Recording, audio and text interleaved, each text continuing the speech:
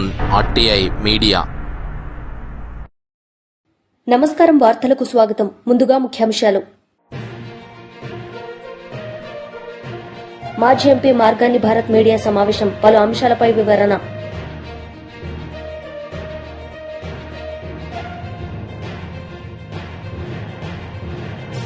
మాజీ మంత్రి గంగుల కమలాకర్ మీడియా సమావేశం, పలు అంశాలపై వివరణ.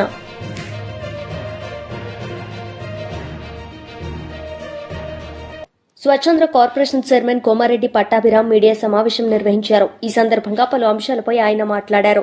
ముఖ్యంగా ఉర్సా కంపెనీకి చెందినటువంటి ఇన్వెస్ట్మెంట్ ఏదైతే ఉందో, Ursa clusters private limited, Ursa cluster USA entity అయినటువంటి యుఎస్ఏ కంపెనీ అయినటువంటి Indian subsidiary Ursa clusters private limited వారు మన రాష్ట్రంలో వాళ్ళు దాదాపుగా 5,196 కోట్ల రూపాయల పెట్టుబడి, 2,500 మందికి ఉపాధి కల్పించడం కోసం అక్కడ ఒక డేటా సెంటర్ని, ఐటీ ఆఫీస్ని నెలకొల్పడానికి వారు ముందుకొచ్చి రాష్ట్ర ప్రభుత్వానికి ప్రతిపాదనలు ఇస్తే 2,500 మందికి ఉపాధి దొరుకుతుంది. దాదాపుగా 5,000 కోట్ల రూపాయలు, 5,200 కోట్ల రూపాయల పెట్టుబడి మన రాష్ట్రానికి వస్తున్నటువంటి సందర్భంలో వారికి భూ కేటాయింపులు చేస్తే డేటా సెంటర్కి 56.36 ఎకరాలు, ఐటీ స్పేస్కి 3.5 ఎకరాలు భూ కేటాయింపులు చేస్తే దానిపైన విషం కక్కుతా ఉన్నారు. ఉర్సాకు ఊరికే ఊరు పేరు లేని ఉర్సాకు విశాఖలో అత్యంత కారు చౌకగా ఎకరం 99 పైసలకే. ఎవడు చెప్పాడా మీకు? ఇవాళ అడుగుతా ఉన్న ఈ దిక్కుమాలిన పత్రిక, ఈ పత్రికలో తప్పుడు రాతలు రాయిస్తున్నటువంటి జగన్ రెడ్డి, అతని దొంగల దోపిడీ ముఠ, ఫేక్ ముఠ, వారిని నేను సూటిగా ప్రశ్నిస్తా ఉన్నా.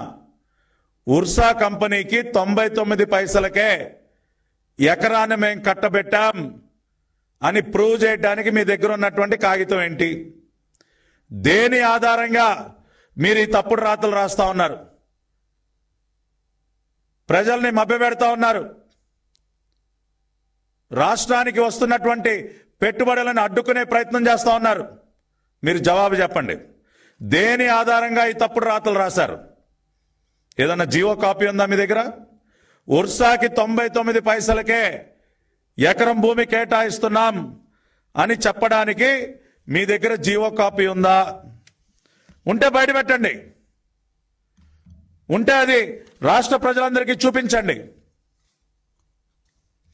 ఎందుకు ఎటువంటి ఆధారాలు లేకుండా మీరు ఇటువంటి తప్పుడు రాతలు రాస్తా ఉన్నారో మీరు ఇవాళ జవాబు చెప్పాలి. ఇవాళ ఉన్నటువంటి వాస్తవాలు ప్రజలకి తెలియజేయాలన్న ఒక ఆలోచనతోనే ఇవాళ ఈ ప్రెస్ మీట్ పెట్టడం జరిగింది.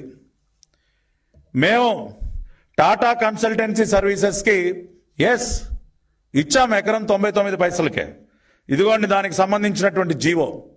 మేమేం దాచిపెట్టట్లేదే.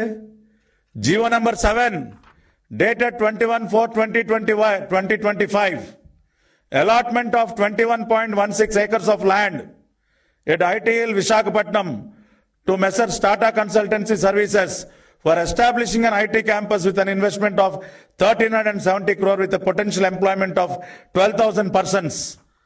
మేము ఇచ్చాం జీవో. మేము మీలాగా జీవోలు దాచిపెట్టలేదే. జీవోలు లేకుండా మాయం చేయలేదే. జీవోల వెబ్సైట్ని మూసేయలేదే. జీవోలు కూడా దాచిపెట్టినటువంటి 420 ప్రభుత్వం మీది కదా. మేము క్లియర్గా రాసాం. Honourable council of ministers here by approves the allotment of land for 21.16 acres to Tata consultancy services at 99 పైసా. ఏంటి తప్పేంటి దీనిలో? ఇవాళ టీసీఎస్ కోసం కొన్ని అనేక రాష్ట్రాలు పోటీలు పడతా ఉంటాయి. ఇవాళ Tata consultancy services is one of the most. మాజీ ఎంపీ మార్గాన్ని భారత్ మీడియా సమావేశం నిర్వహించారు. ఈ సందర్భంగా పలు అంశాలపై ఆయన మాట్లాడారు. అలాంటిది అంత విలువైన భూమి, కోట్ల రూపాయలు విలువ చేసే భూమిని మీరు 50 లక్షల రూపాయలకి ఎట్లాగిస్తారని అడుగుతా ఉన్నా. మరి ఇది కుంభకోణం కాదా అని అడుగుతా ఉన్నా. ఇంత పెద్ద భూ స్కామ్ జరుగుతూ ఉంటే మరి అసలు చీఫ్ సెక్రటరీ కూడా ఎందుకు స్పందించరండి? నాకు అర్థం కాల. అసలు స్పందించాల్సిన అవసరం ఉందా లేదా అని అడుగుతా ఉన్నా. ఇప్పుడు అసలు ఈ కుంభకోణం ఏంటి, అసలు ఏ రకంగా ఇది జరిగిందనేది ఒక్కసారి మనం దీంట్లో పిక్చర్లోకి వెళ్దాం. అదేవిధంగా 99 పైసలకి భూమి ఇచ్చేయడం ఏంటండి? నాకు అర్థం కాల. అసలు 99 పైసలకి ఎక్కడ ఇడ్లీ అయినా వస్తుందా, లేదా కనీసం కాఫీ అయినా వస్తుందా, లేదా టీ అయినా వస్తుందా? అసలు 99 పైసలకి వేల కోట్ల రూపాయలు విలువ చేసే భూమిని ఏ రకంగా దారాదత్తం చేస్తారు? అంటే ప్రైవేటు వ్యక్తులకి ప్రభుత్వ భూమి ఏ రకంగా దారాదత్తం చేస్తారని అడుగుతున్నా. నేను ఇవాళ కొన్ని పాయింట్స్ క్లియర్గా నేను చెప్పాలనుకుంటున్నానండి. ఇప్పుడు కేంద్ర ప్రభుత్వ సంస్థలైన ఎల్ఐసి కానీ, లేకపోతే ఆర్బీఐ కానీ, ఎస్బీఐ కానీ, విజయ బ్యాంక్ కానీ, కెనరా బ్యాంక్ కానీ, హట్కో కానీ, గెయిల్ కానీ, యూనియన్ బ్యాంక్ కానీ, లేకపోతే ఇండియా బ్యాంక్ కానీ, స్టేట్ బ్యాంక్ ఆఫ్ ఇండియా కానీ, లేకపోతే ఆయిల్ కార్పొరేషన్ సంబంధించిన ప్రభుత్వ సంస్థలు, మరి ఇవన్నిటికి మీరు అక్కడ విశాఖపట్నంలో కానీ, ఆంధ్ర రాష్ట్రంలో కానీ, లేకపోతే మీరు అమరావతి ప్రాంతంలో కానీ మీరు ఎకరా సుమారుగా 4 కోట్ల రూపాయలు చొప్పున రేట్ ఖరారు చేస్తే, ఊరు పేరు లేని ఈ ఒక ప్రైవేట్ సంస్థ ఓర్సా అంట, ఆ ప్రైవేట్ సంస్థ గురించి కూడా మాట్లాడదాం. ఆ ఓర్సాకి వేల కోట్ల రూపాయలు విలువ చేసేది మీరు ఎకరం 50 లక్షల రూపాయలకి ఏ బేసిస్లో ఇస్తారని అడుగుతున్నా. ఇక్కడ కేంద్ర ప్రభుత్వ సంస్థలైన వీటికి మీరు ఎకరం 4 కోట్ల రూపాయలు చొప్పున కేటాయిస్తే, ఊరు పేరు లేని ఈ యొక్క ప్రైవేట్ కంపెనీలకి ఏ రకంగా దారాదత్తం చేస్తారు? ఇది మీ బినామీలకి ఇచ్చినట్టు కాదా? అసలు దీని చరిత్రలోకి వెళ్తే ఒక్కసారి ఇంకా ఇది కాకుండా చివరికి దేశ రక్షణ వ్యవహారాల్లో అత్యంత కీలకమైన ఇండియన్ ఆర్మీకి సైతము మీరు ఎకరం 1 కోటి రూపాయలకి కేటాయించిన సంగతి మర్చిపోబాకండి. ఇండియన్ ఆర్మీకి సంబంధించి మీరు ఎకరం 1 కోటి రూపాయలు కేటాయిస్తే, ఈ ఓర్సాకి 50 లక్షలు, అందులోనూ వేల కోట్ల రూపాయలు, సుమారుగా ఇవాళ మార్కెట్లో విలువ చూసుకుంటే 3,000 కోట్ల రూపాయలు ఆ యొక్క భూమి విలువ ఉంటుంది. దాన్ని మీరు 56 ఎకరాలు దారాదత్తం ఏ రకంగా చేస్తారని అడుగుతున్నా. ఇది కాకుండా ఐటీ పార్క్లో 3.5 ఎకరాల స్థలాన్ని ఎకరం 1 కోటి రూపాయల చిల్లరకి ఏ రకంగా ఇస్తారండి? ఇప్పుడు నేను ఒక ఐటీ కంపెనీ పెడతాను, నాకు ఇస్తారా? నేను ఐటీ కంపెనీ, నాకు చాలా మంది ఫ్రెండ్స్ ఉన్నారు, ఇస్తారా? ఎట్లాగా ప్రభుత్వము ప్రజల సొమ్ముని ఏ రకంగా అన్యాయంగా అక్రమంగా ఈ రకంగా చేస్తారని అడుగుతా ఉన్నా. ఇంత దారుణమా? అసలు ఇప్పుడు దీని యొక్క వివరాల్లోకి వెళ్తేనండి, ఈ నారా లోకేష్ గారు అసలు ఈ ఓర్సా కంపెనీ ఎప్పుడు స్థాపించబడింది, దీనికి నారా లోకేష్ గారు ఎప్పుడు అమెరికా వెళ్ళాడు, ఈ ప్రమోటర్స్ ఎవరు, దీని గురించి కూడా ఒక్కసారి మాట్లాడదాం. ఇప్పుడు చంద్రబాబు నాయుడు గారి పుత్రుడైన ఎలక్ట్రానిక్స్ మినిస్టర్ గారు, IT electronics minister Nara Lokesh గారు 2024 అక్టోబర్లో అమెరికా వెళ్ళాడండి. లోకేష్ గారు అమెరికా వెళ్ళంగానే ఆయన ఆర్టిఫిషియల్ ఇంటెలిజెన్స్ గురించి వీళ్ళకి సంబంధించిన ఛానల్స్లోనూ పేపర్లోనూ వండి వార్చేశారు. పుంకాలుగా కథనాలు కూడా తీసుకుని వచ్చారు. ఇక్కడ నేను చెప్పాలనుకున్న అంశం ఏంటంటే, అసలు ఈ ప్రమోటర్స్ ఎవరైతే ఈ ఓర్సాకు సంబంధించిన వ్యక్తులు ఉన్నారో, ఎవరు ఇందులో డైరెక్టర్స్ మాజీ మంత్రి గంగుల కమలాకర్ మీడియా సమావేశం నిర్వహించారు. ఈ సందర్భంగా పలు అంశాలపై ఆయన మాట్లాడారు. ఇంత పెద్ద ఎత్తున 20 సంవత్సరాలలో సిల్వర్ జూబ్లీ ఫంక్షన్ చేయడం అనేది భారతదేశ చరిత్రలోనే ఒక బీఆర్ఎస్ పార్టీకి సాధ్యమైందని చెప్పి ప్రూవ్ చేసి నిన్న కేసీఆర్ గారు. నిన్న కళ్ళగట్టినట్టుగా ప్రపంచమంతా కూడా నివ్వరపోయే విధంగా అద్భుతమైన లక్షలాది మంది సమావేశంకి వచ్చింది. మేమేం అధికార పార్టీ లేం, ఇట్లా పిలిస్తేనే మహిళా సంఘ గ్రూపులన్నీ వచ్చి సక్సెస్ చేస్తాను. నిన్న మేము ప్రతిపక్షంలో ఉన్నాం. ఈరోజు అక్కడ మీరు నిన్న వచ్చిందని చూడండి, 95% యువకులు మరియు వ్యవసాయంలో ఉండి పెద్ద మగవాళ్ళు వచ్చారు. 95%. దీనికి ఏం నిదర్శనం? ఇది బీఆర్ఎస్ పార్టీ మీద ప్రేమను, బీఆర్ఎస్ పార్టీ आप आगे बढ़ो हम आपके साथ में है. ఈ రాష్ట్రంలో కాంగ్రెస్ పార్టీ 14-15 నెలల లోపలనే విధ్వంసం సృష్టించింది. ఇక మీరు ఎప్పుడొస్తారా అని చెప్పేసి ఇక మేము సంఘీభావంగా వస్తున్నామని చెప్పేసి లక్షలాది మంది ఈరోజు రావడం జరిగింది. అది 8:30కు జరుగుతూనే ఉన్నది సమావేశం. నిద్ర మాత్రం ముగ్గురు మంత్రులు ఉలిక్కిపడరు ఒకటేసారి. ఏమైందేమో పీడకాలు వచ్చిందో లేకుంటే ఏం కాలు వచ్చిందో నాకు ఒక్కసారి వచ్చి కూర్చున్నారు. ఎవరెవరు ప్రెస్ మీట్ పెట్టారు నిన్న? 18 ఫిబ్రవరి 2014 సంవత్సరంలో తెలంగాణ రాష్ట్రానికి పార్లమెంట్లో బిల్ పాస్ అయింది. 20వ తారీఖు నాడు రాజ్యసభలో పాస్ అయింది. ఆ రోజు నిన్న ప్రెస్ మీట్లో పెట్టిన మంత్రులు పొంగులేటి శ్రీనివాసరెడ్డి ఉన్న ఆంధ్ర పార్టీ వైఎస్ఆర్ పార్టీలో ఉన్నాడు. ఆంధ్ర పార్టీలో తెలంగాణకు వ్యతిరేకంగా నూరుతా ఉన్నాడు. ఆయన కూడా నిన్న తెలంగాణ గురించి మాట్లాడాడు. సోనియా గాంధీ నుంచి సీతక్క ఆమె తెలుగుదేశం పార్టీలో ఉంది. అప్పుడు 2013 ఉద్యమంలో కానీ 2014 తెలంగాణ వచ్చినప్పుడు వీళ్ళు తెలంగాణకు సంబంధించిన వ్యక్తులు కారు, తెలంగాణకు సంబంధించిన ఉద్యమంలో పాల్గొనలేదు. ఇక మా సోనియా ఇచ్చిన వీళ్ళు చెప్తున్నారు. ఆ రోజు వీళ్ళు ఉన్నారా కాంగ్రెస్ పార్టీలో? లేరు. కాబట్టి ఉలిక్కిపాడి ఒకటిసారి బెంబేలెత్తిది ఏది జనాలని. నిజంగా నేను ఒకటే సూటిగా అడుగుతున్నా, మీకు నిజంగానే భయం లేకపోతే, టీఆర్ఎస్ బీఆర్ఎస్ పార్టీ గజగజ వనకకపోతే, నిన్న పొద్దున మీరు పంపిన మెసేజ్ లేదండి. ఆల్ యాజమాన్యానికి government of Telangana RTA department నుంచి కానీ ట్రాన్స్పోర్ట్ నుంచి ఏమని పంపిర్రు? స్కూల్ యాజమాన్యం నేరుగా ఫోన్ చేసి మీరు స్కూల్ బస్సులు పంపితే మీ మీద 1,00,000 పెనాల్టీ ఇస్తామని చెప్పి మెసేజ్లు పంపిర్రు. ఇది కాదా మీ భయానికి నిర్వచనం? పంపలేదా మీరు? ఎందుకు భయం మా బీఆర్ఎస్ పార్టీ అంటే? స్కూలు ఆర్టీసీ బస్సులు అలా కొడతబెట్టి ఇవ్వండి. స్కూల్ బస్సులు అనేది ఆయా ప్రాంతంలో ఉన్న మనోభావాలు బట్టి వాళ్ళు పంపుతారు.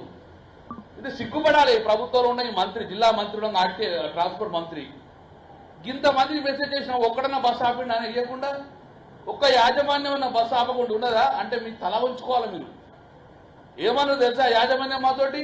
మేము తెలంగాణ బిడ్డలము, డెఫినెట్ గా తెలంగాణ బిడ్డలు ఓన్ చేసుకున్నది బీఆర్ఎస్ పార్టీ.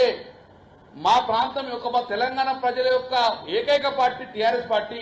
ఈ పార్టీకి మేము ఎందుకు పంపమని చెప్పేసి భయపడకుండా పంపిరు. వాస్తవం కాదా?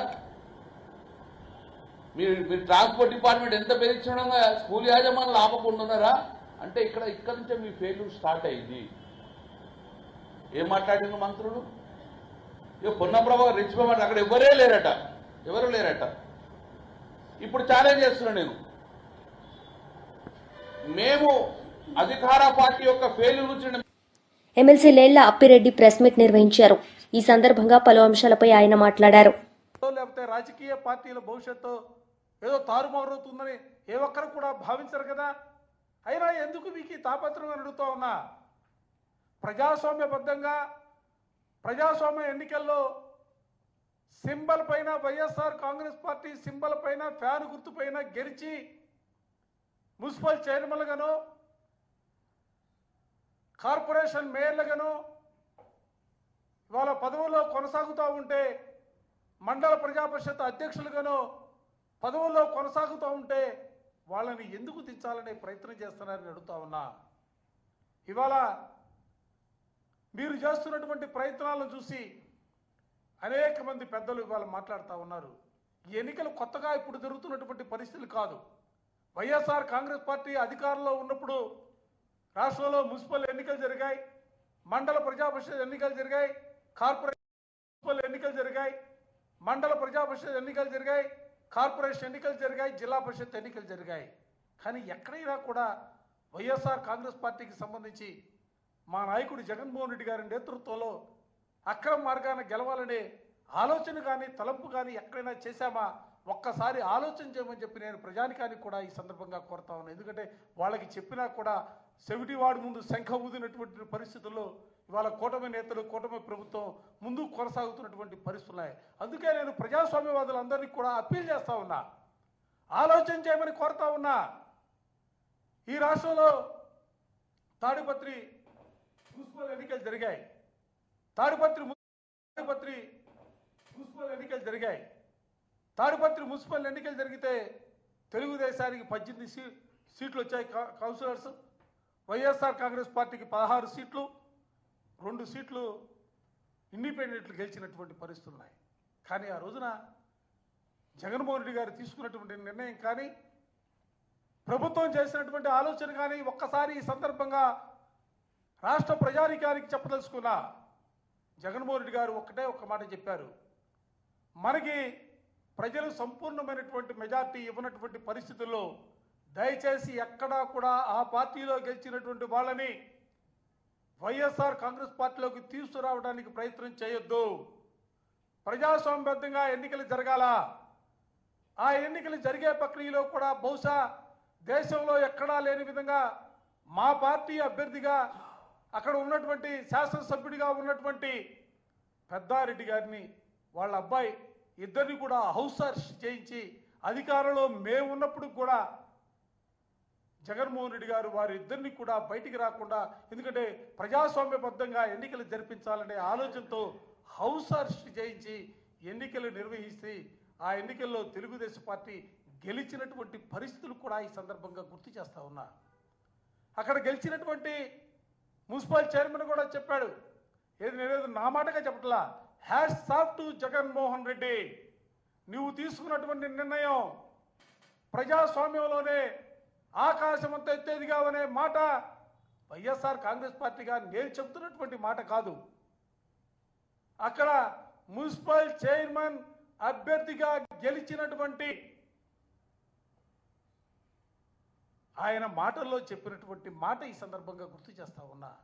నేను అందుకనే కూటమి నేతలు కూడా అడుగుతూ ఉన్నా, ప్రజాస్వామ్యాన్ని పరిరక్షించడంలో నాటి ముఖ్యమంత్రిగా జగన్మోహన్ రెడ్డి గారు ఆకాశం అంత ఎత్తుంటే ఇవాళ కూటమి నేతలు ముఖ్యంగా చంద్రబాబు నాయుడు గారి నేతృత్వంలో రోజు కూడా ప్రజాస్వామ్య విలువల్ని దిగజార్చి పాతాళానికి వాళ్ళు చేరుతున్నటువంటి పరిస్థితులు కూడా నేను ఈ సందర్భంగా గుర్తు చేయదలుచుకున్నా.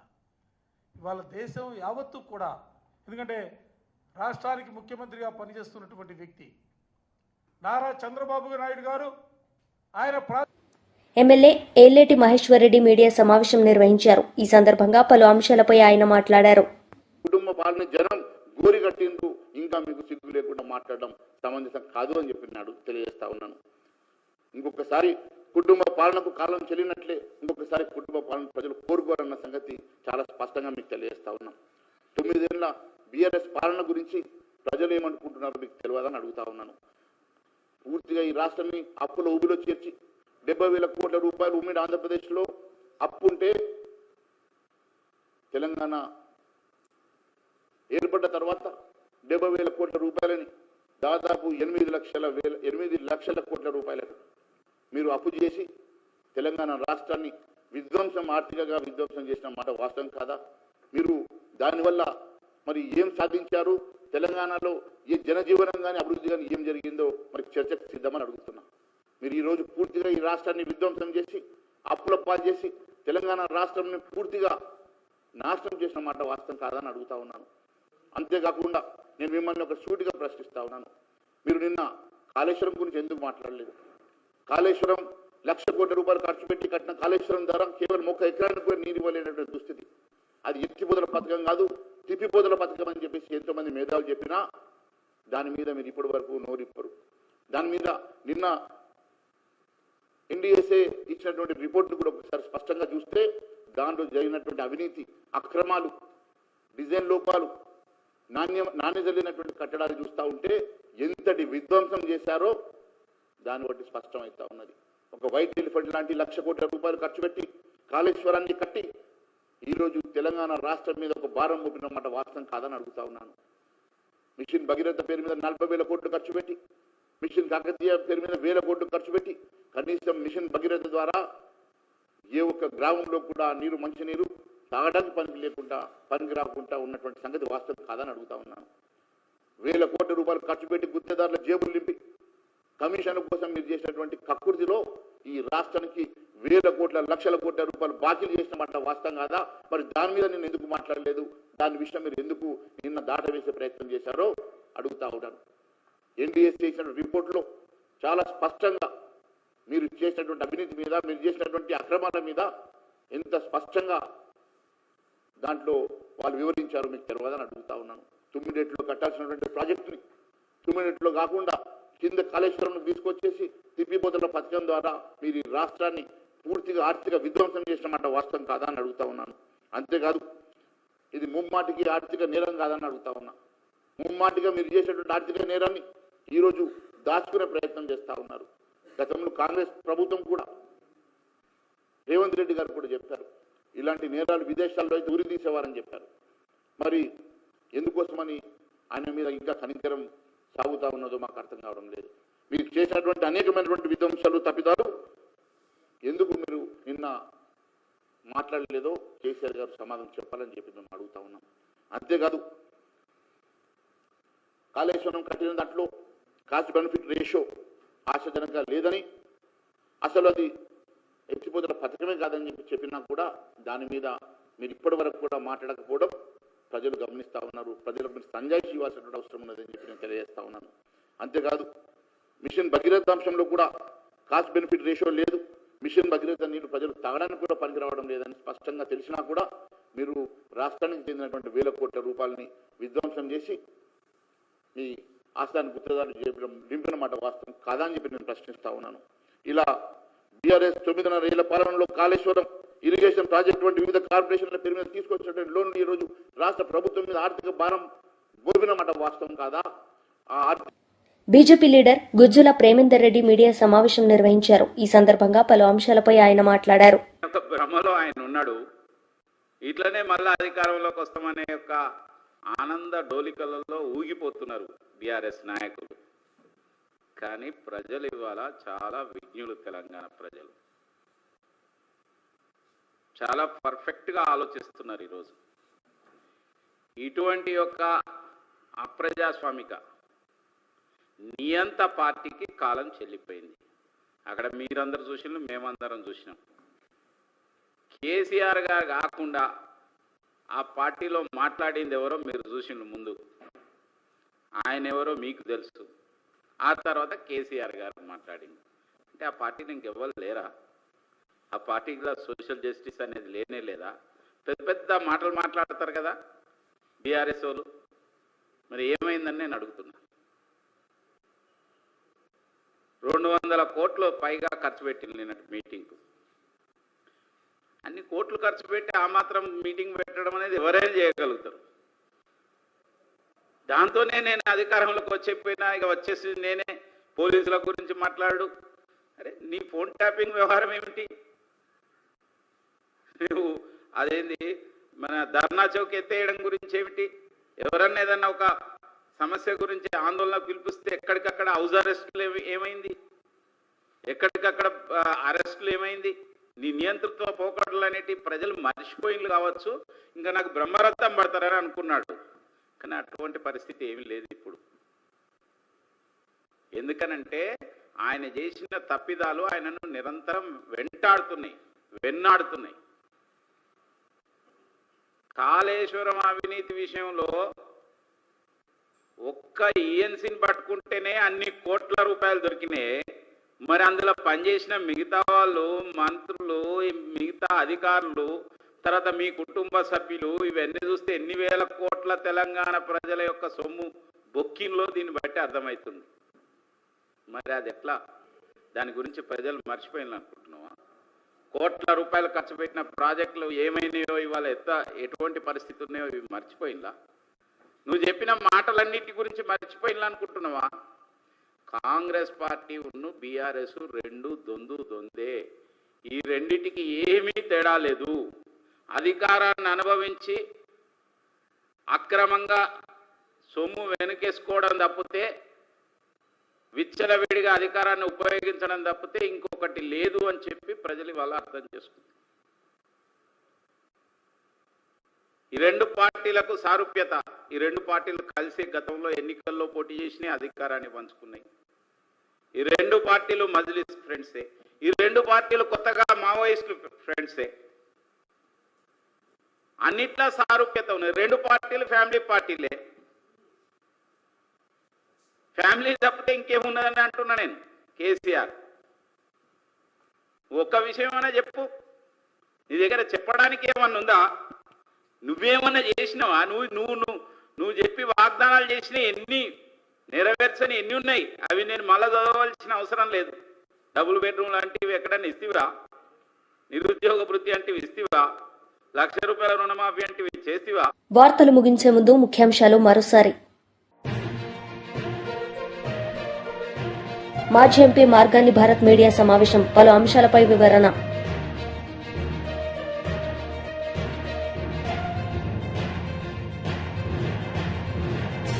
మాజీ మంత్రి గంగుల కమలాకర్ మీడియా సమావేశం, పలు అంశాలపై వివరణ.